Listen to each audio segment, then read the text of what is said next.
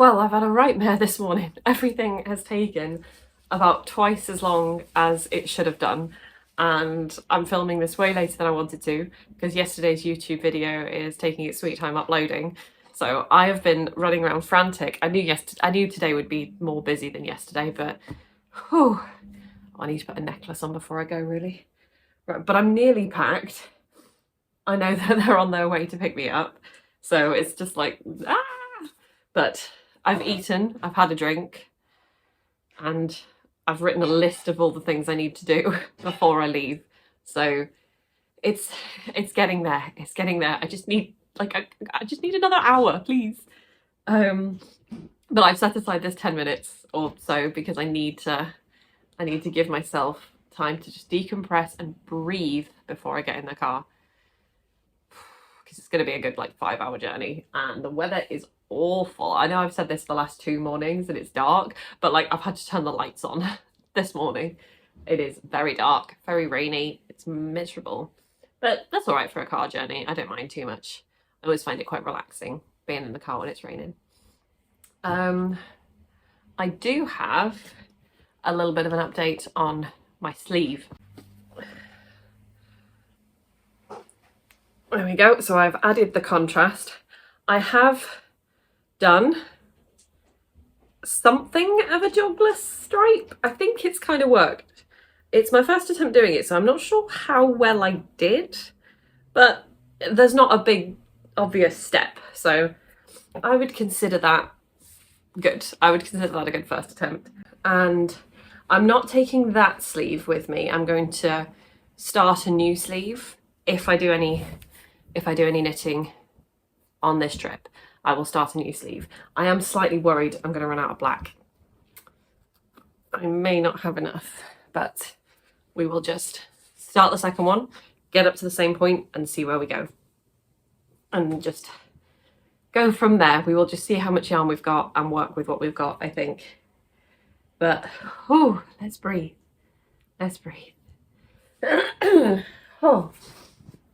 So I'm finishing The Hobbit because I started it yesterday. I'm really surprised actually it took me 6 days to start with all this Hobbity Advent stuff going on. But yeah, while I've been rushing around, I've had The Hobbit on in the background to try and bring me down a little bit.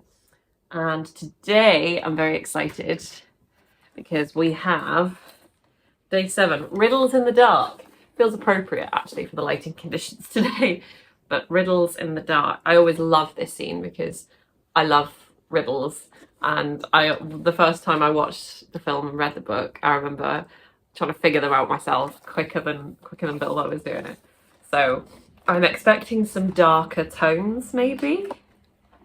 Maybe. Oh yes. Oh yes.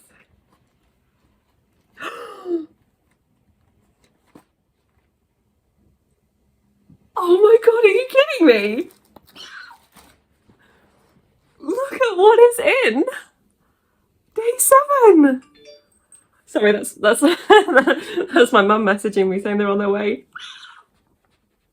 It's a stitch marker of the One Ring. Oh, that is so. I'm gonna need a minute. And it's even inscribed. It's even inscribed. I am.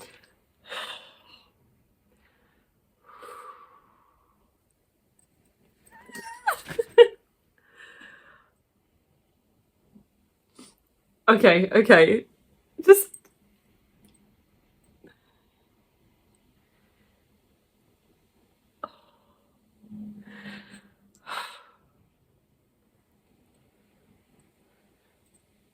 Okay, I'll show you the yarn colour now. So we've definitely got a darker theme. We're underground in kind of the depths of the cave here. But there are just a couple of threads of light. Like a lighter, it's hard to tell in this terrible light. It looks like it almost has like a green tinge to it. I will look up on the Discord what that is representing later, but I can barely contain my excitement. I don't have a One Ring and it actually fits. Oh, it fits. Actually fits as a ring.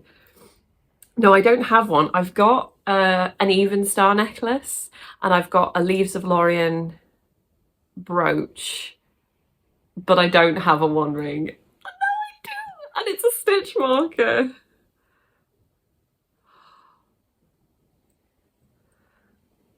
Oh, I am beyond excited about that. Oh, okay, calm. We're calm. We're collected. Right. I'm so excited. I'm gonna have to get like a really good picture of that later. Oh, that was a pleasant surprise this morning.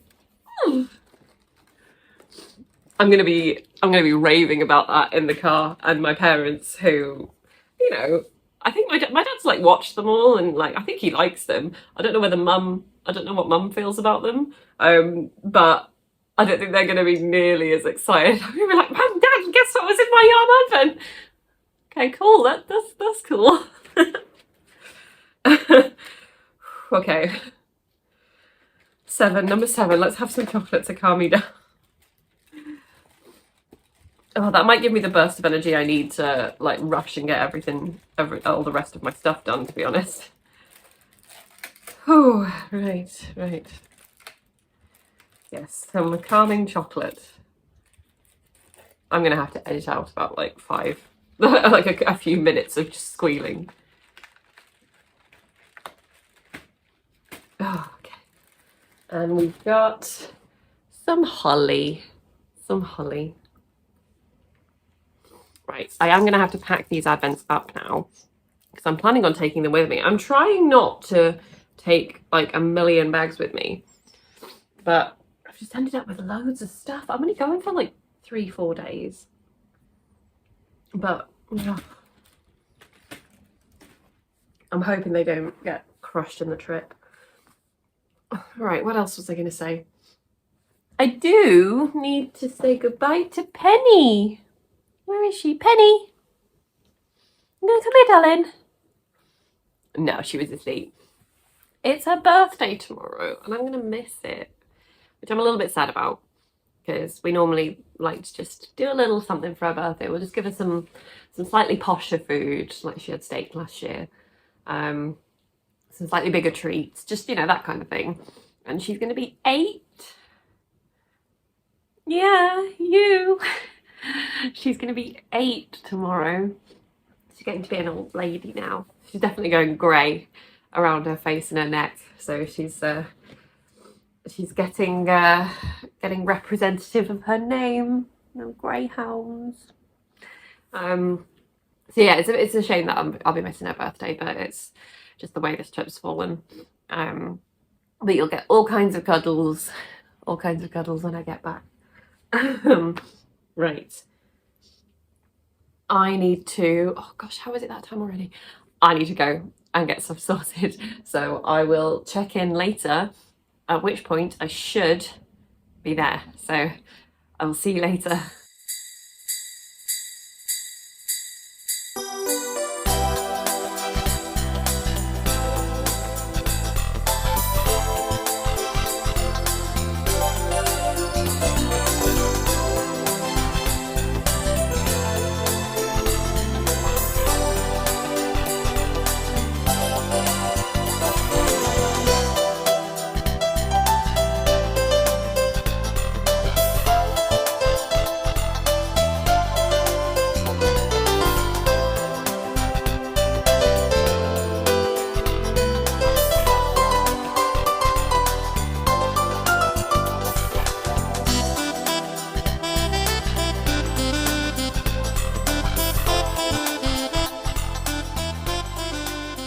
Hello, I am at my grandma's house now. We got here about 20 to 7, so it wasn't too bad. It was about 6 hours in the car.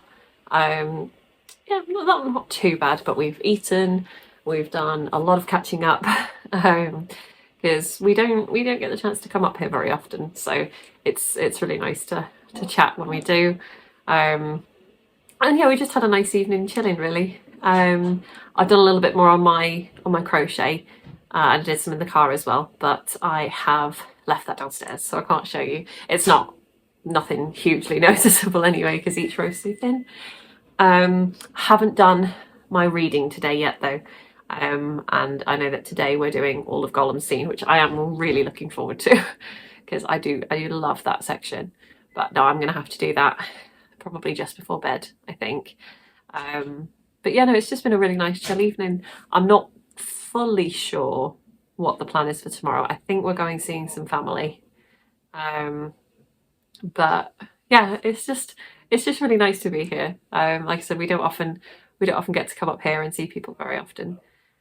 Sorry, my brain's a little frazzled from the travelling. But yes, so I still need to do my Hobbit read along. And I'm hoping that the weather improves over this weekend, because it has thrown it down all day. It has just barely stopped. In fact, a lot of the fields on the way here were so flooded. I think the Avon had burst its banks, and all of the plains were just completely flooded. So I'm really hoping it's not like this all weekend, but we will just have to see. We are in December after all. So yeah, I think the plan for tomorrow is going to see some family members, but apart from that, I'm not actually sure. So we will just be seeing what happens, I guess. But yeah, I think we're making some hot drinks downstairs, so I'm going to go and join for that, and then I need to do my read along. But aside from that, I will see you tomorrow. I've been waiting for this scene. I've been really excited for this one. It is, of course, the scene where Bilbo finds the ring, and then he has his little riddle competition with Gollum. So Bilbo comes to after hitting his head. He's in complete darkness, and the first thing he finds is the ring as he's crawling around. And then he sees Gollum, and very quickly they start their little riddle competition, mainly because Gollum thinks he's talking in riddles anyway. So they have a few riddles back and forth. Bilbo wins, and then Gollum kind of starts to go back on his word. He doesn't like the idea of showing him out. What I liked about this bit was that Gollum then realises the ring is gone and that Bilbo probably has it, and Bilbo just puts his hand in his pocket and the ring accidentally goes on. And Gollum's first thought is, well, he's gonna try and leave now, so I'm gonna run to the exit and cut him off.